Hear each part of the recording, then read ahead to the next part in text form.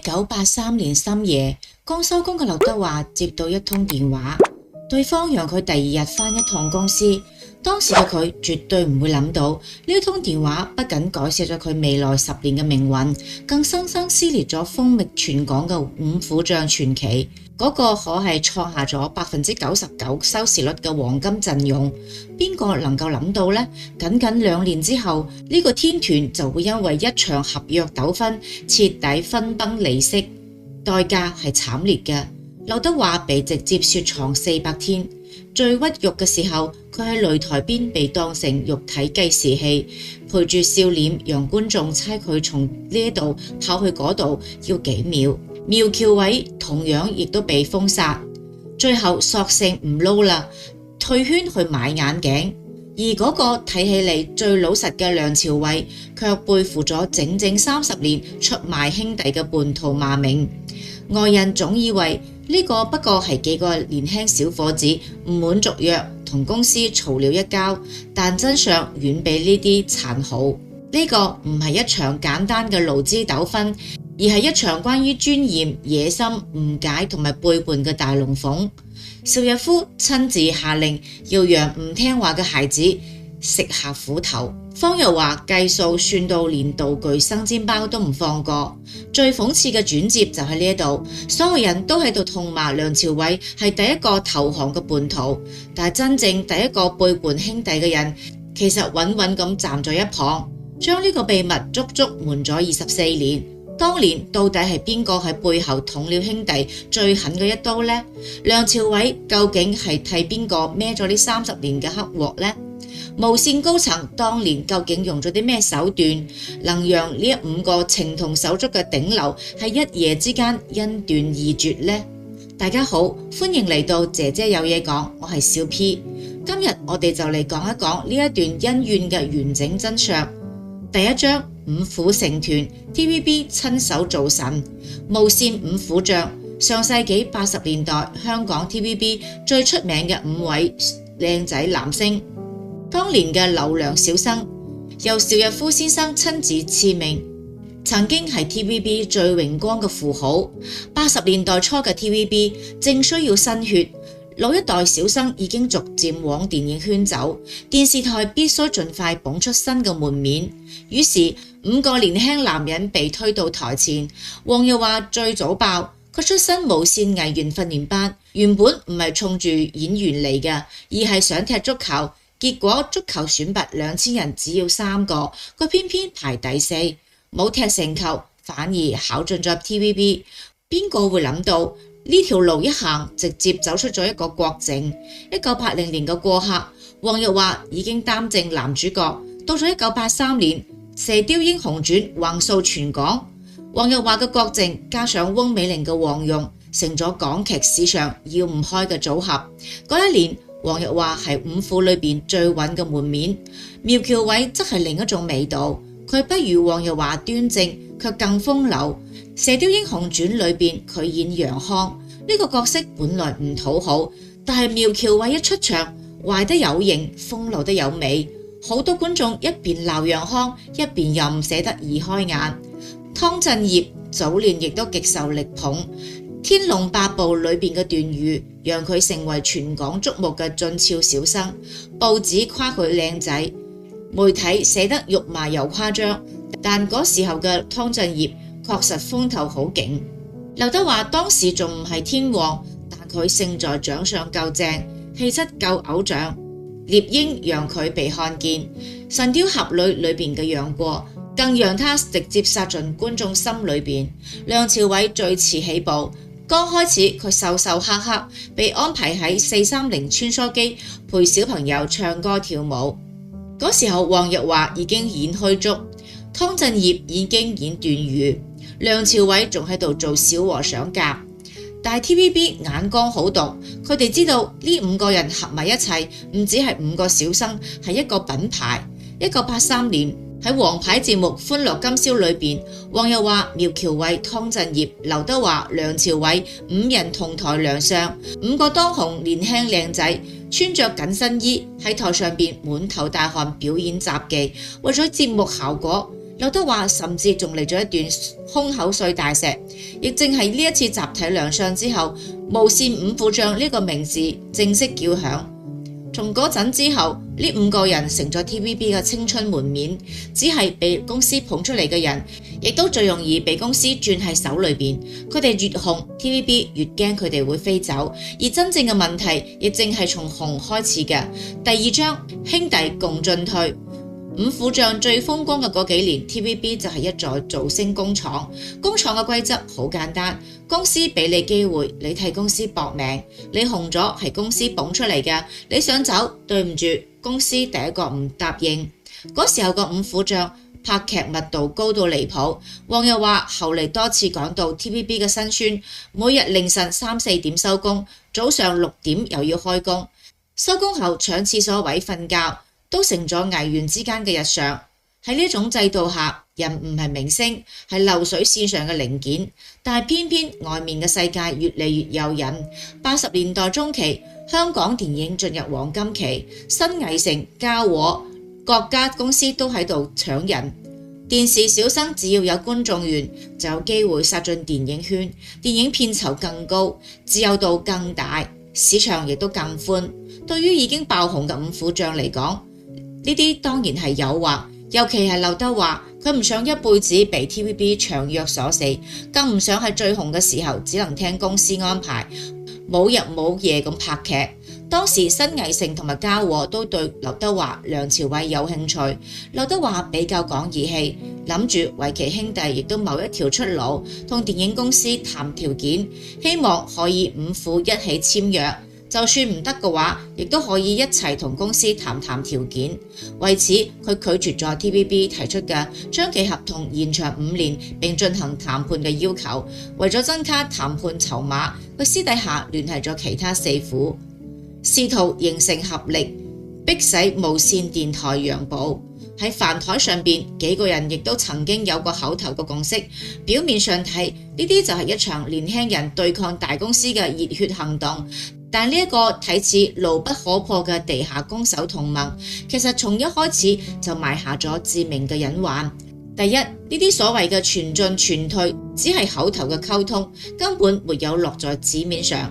每個人對呢個承諾嘅理解同埋心理底線完全唔同。第二，佢哋忽略咗彼此之間天差地別嘅家庭背景。梁朝偉出身單親家庭，家境極其貧寒。全家老少都喺度等緊佢呢一份薪水養家糊口，佢輸唔起。黃日華性格保守內向，缺乏冒險精神，當時正談緊戀愛，一心只想有一份穩穩當當嘅收入，結婚生子。而佢哋面對嘅又唔係普通嘅老闆。TVB 喺娛樂圈打滾多年，最懂得怎樣捧人，亦最懂怎樣拆人。五個年輕人以為自己做得神不知鬼不覺，但沒有等到劉德華真正同電影公司敲定下一步，無線高層已經收到風聲，五虎想集體離巢。呢個喺 TVB 眼中唔係年輕人談前途，係公然挑戰權威，所以無線好快出手。佢哋沒有急住正面開戰，而係落下一步更狠嘅棋。第3章叛徒到底係邊個？無線電視台係掌門人邵逸夫同埋財政大權掌管者方逸華嘅鐵腕統治下，向嚟有一套冷酷嘅生存法則。喺業內，方逸華係出咗名嘅算賬高手。據說佢掌管財政嘅時候，精細到連劇組道具用嘅生煎包採購價格高於市場價都會追查到底。咁樣一個連道具都唔放過嘅女人，點樣可能允許5個小年輕嚟動搖無線嘅根基呢？得知五虎將集體離巢嘅消息之後，無線高層震怒。如果呢5個人真係集體跳槽，無線嘅黃金檔劇集將面臨全面開大戲卻冇主角嘅困境。強攻係唔得嘅，高層決定玩一套心理戰，逐個擊破。無線好聰明，佢哋沒有去碰最硬嘅劉德華，亦都沒有去揾一心想往電影圈發展嘅苗僑偉。佢哋將目光投向咗呢一塊鐵板上最容易產生裂縫嘅地方。無線高層第一個揾嘅係梁朝偉，開出加薪同埋提高自由度嘅條件。對於一個出身普通、需要穩定收入嘅年輕演員嚟講，呢啲條件唔係沒有吸引力，一邊係前途未卜嘅電影圈，一邊係簽個字就能攞到嘅加薪、主角同埋安穩工作。所謂兄弟義氣，到咗真正要選擇飯碗嘅時候，就冇咁簡單啦。五虎嘅攻守同盟亦都從呢一刻開始出現裂痕。接落嚟好多年，港圈都喺度傳係梁朝偉出賣兄弟，於是叛徒呢個標籤牢牢咁釘在梁朝偉身上。佢唔解釋唔爭辯，亦都好少公開將當年嘅舊賬攤出嚟講。結果呢一孭就係幾十年。然而娛樂圈最諷刺嘅劇本往往係由當事人自己揭開嘅。2009年，黃日華坐上咗港圈王牌訪談節目《智運飯局》嘅沙發，喺主持人嘅連番追問下，已經人到中年嘅黃日華突然對住鏡頭講出咗一段讓全港譁然嘅真相。其實係我首先簽回無線嘅，梁朝偉最慘，佢吃咗死貓。據黃日華回憶，高層擅長心理戰，同佢分析：你出咗去，你要跟其他四虎競爭，你要同五虎以外嘅競爭，為咗穩定，仲係留喺電視台好。只要你留低，我哋可以同你加薪，俾你更多嘅主演機會。事實證明，呢一種動之以情、曉之以理嘅談判方式，取得了立竿見影嘅效果。黃日華穩重膽小，缺乏冒險精神。梁朝偉成為咗五虎中最受歡迎嘅，最珍惜現有嘅機會。況且佢出生喺單親家庭，家境貧寒，養家壓力大。兩人最終喺無線站嘅勸說下落筆，簽下咗續約合同。邊個係第一個被攻破嘅呢？眾說紛紜。梁朝偉本人同埋前電台高層馮美基都話係佢。所謂漢奸謠言亦由此而嚟。但係後嚟黃日華講係佢先簽嘅，但係佢沒有告訴任何人呢一件事。佢讓梁朝偉孭咗好多年嘅黑鑊，只係可惜了梁朝偉替黃日華孭鑊幾十年。不過佢做人低調，咁多年都沒有出嚟解釋，估計亦都係為咗顧及當年嘅情誼吧。第四章神話徹底破碎，呢度問題就嚟啦。當年五虎將之間到底有沒有真正講過共進退呢？根據苗僑偉同埋梁朝偉後嚟嘅訪談嚟看，五個人應該係有個口頭嘅溝通，但並沒有形成白紙黑字嘅正式協議。亦就係講，每個人對共進退嘅理解都唔一樣。有人覺得係大家一起離開無線，有人覺得只係一起爭取更好嘅條件，亦都有人一開始熱血點頭，到了真正要簽合同嘅時候，心裏邊已經開始動搖。計劃失敗之後，有人走漏風聲，無線高層大為震怒。據傳當時高層曾經警告劉德華，公司可以用左手捧紅你，亦都可以用右手打沉你。呢句話擺明唔係商量，係威脅。但係劉德華偏偏唔係容易被嚇退嘅人，面對 TVB 嘅壓力，佢沒有低頭，繼續堅持唔續長約，甚至做好咗被全面封殺、退出娛樂圈、返去做理髮師嘅準備。結果代價好快就嚟啦。邵逸夫下令封殺劉德華整整400天。呢個剛剛紅透全港嘅年輕小生，幾乎從無線熒幕上消失，冇戲拍，冇正常曝光，收入亦受到嚴重嘅影響。更難堪嘅係 TVB 為咗殺雞儆猴，仲故意將佢安排去做一啲極其邊緣嘅工作。佢曾被安排到擂台邊當肉體計時器，陪住笑臉讓觀眾猜佢從擂台呢一邊跑到嗰一邊需要多少秒。一個剛演完楊過正被全港追捧嘅小生，突然被擺到呢一種位置上，羞辱感有多重，可想而知。最落魄嘅時候，佢甚至仲要幫電視台去賣譚詠麟演唱會門票。而喺五虎將當中，始終更接近劉德華立場嘅係苗僑偉。苗僑偉亦都唔想被無線長約困住，佢同樣拒絕續約，一心上往電影圈同埋外面嘅世界闖。亦正因為如此，佢同劉德華嘅關係一直特別深。後嚟被無線冷處理之後，苗僑偉索性唔撈啦，直接轉身做生意，創立咗藝視眼鏡。最風光嘅時候，眼鏡生意累計營業額據說做到3個億。至於湯鎮業嗰幾年，剛好遇上人生最大嘅風暴。1985年，翁美玲離世之後，湯鎮業一夜之間背上咗負心漢嘅罵名，形象跌入谷底。對 TVB 嚟講，呢個曾經被力捧嘅小生已經唔再係最有商業價值嘅籌碼，所以五虎將呢一盤棋到咗呢度基本已經散啦。劉德華被封殺，苗僑偉被逼退走，梁朝偉同黃日華續約留低，湯鎮業被輿論風暴拖垮。曾經風靡全港嘅無線五虎將就咁樣喺資本分化同埋現實壓力底下徹底走向分裂。第5章五虎將之決裂。封殺劉德華400天之後，無線亦都發現呢個年輕人嘅勢頭壓唔住，眼看劉德華舊合同即將到期，如果繼續逼落去，好可能真係會將佢推向競爭對手。最後邵逸夫親自出面調停，雙方各退一步。劉德華承諾唔為其他電視台拍劇，亦都會繼續出席無線嘅重要活動。無線則逐漸開放資源，讓佢重新回到台前。後嚟劉德華轉戰歌壇，成為咗4大天王之一，又橫跨影視歌3界，紅足幾十年。呢一場風暴反而成為咗佢命運裏邊最關鍵嘅一次硬仗。但係風暴過後，5個人嘅人生軌跡再亦都沒有真正重合過。梁朝偉憑住無線時期積落嚟嘅演技同埋人氣，順利轉戰大銀幕。後嚟遇到王家衛，憑重慶森林、花樣年華等作品一路走上文藝電影神壇，更加攞下咗嘉納影帝。劉德華則靠住拼命三落式嘅努力，橫跨電影、電視、歌壇，成為咗全民天王。黃日華繼續喺電視圈打轉，雖然之後亦都有《天龍八部》等高光時刻，但整體發展沒有真正吃到港片黃金期嘅最大紅利。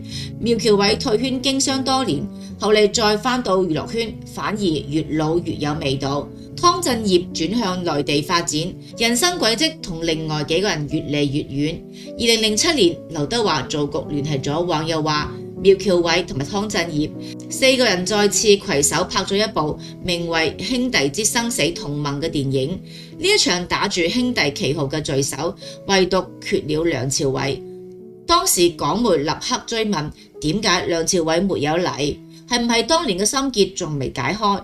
係唔係五虎決裂嘅舊賬根本沒有真正翻篇？公開說法係梁朝偉當時要拍李安嘅《色戒》，檔期唔啱。苗僑偉亦都替大家打圓場，佢講梁朝偉現在片酬太貴，一開始就沒有預設佢，但兄弟感情仍在。呢句話很體面，亦都好江湖，但係明眼人都睇得出。自從梁朝偉攞下咗嘉納影帝，走向國際影壇之後，佢同另外幾人嘅事業圈層已經發生咗質嘅變化，唔係感情一定破裂，而係人生真係走遠咗。多年之後，劉德華亦都終於徹底釋懷。佢話：如果自己今日發展得唔好，心裏邊可能會有怨恨，但而家大家發展得唔錯，當年嗰啲事亦就真係冇咩啦。呢句話好現實，亦都好唏噓。所謂無線五虎將，說到底係40年前5個相識於微時嘅年輕打工仔，喺面對生存、尊嚴、前途同埋公司壓力嘅時候，做出咗唔同嘅選擇。彷彿間五虎嘅孩子們都已經到咗爸爸當年嘅年紀。五虎將呢個名字早就唔係一個組合咁樣簡單，佢好似一張舊照片，每次被翻出嚟，觀眾睇見嘅都唔係今天嘅佢哋，而係80年代嗰個再亦翻唔去嘅港劇黃金時代。2020年，黃日華太太梁潔華離世，呢段舊情亦被重新擺到公眾眼前。嗰一次氣氛尤其微妙，噩耗傳嚟嘅時候，記者亦都係首先打咗其他4虎嘅電話，其中3個人冇打通，只有劉德華簡短回覆3個字：在心中。葬禮時，苗僑偉跑前跑後，始終陪伴喺黃日華身側，睇得出平時關係最密切。呢種私人時刻像兄弟一般嘅存在。而劉德華同妻子朱麗倩亦逗留了1個小時，大家都送上咗花圈。湯鎮業因為身在內地，口罩原因實在冇辦法到場，但亦都送嚟咗花圈。五虎之中，唯有梁朝偉始終置身事外。呢一幕亦都讓外界再一次感嘆，有啲兄弟情唔一定係反目，只係走着走着，人生真的走遠了。更諷刺嘅係呢一場走遠，其實早就俾佢哋自己拍成咗一部電影。1991年，佢哋拍咗《五虎將之決裂》，片名像一句預言，亦都像一句總結。TVB 可以做出五虎將，但真正拆殺五虎將嘅，從嚟唔止係合約，係利益，係恐懼，係年輕人嘅不甘心，亦就係每個人喺命運路口必須自己簽下嘅嗰一筆。